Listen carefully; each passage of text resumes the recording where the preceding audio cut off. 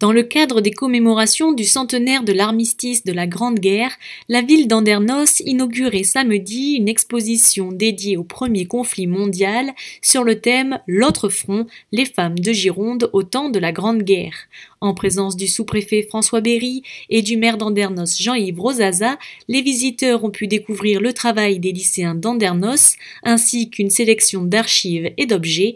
L'exposition est à voir jusqu'au 11 novembre à la maison Louis-David.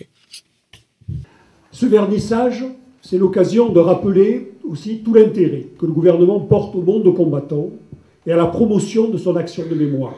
Surtout lorsque cette action émane de ceux qui, comme nombre d'entre vous, ont été distingués pour leur action valeureuse au service de la nation, que ce soit en temps de guerre ou en temps de paix.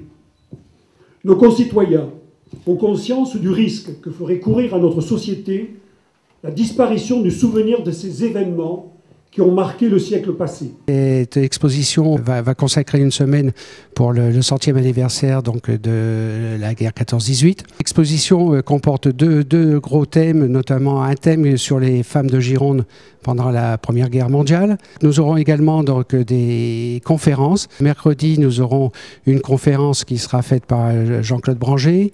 Et pour finir, vendredi soir également, donc nous aurons une conférence de Bernard Emery. Le 11 novembre, nous avons loué 30 uniformes de la guerre de 18.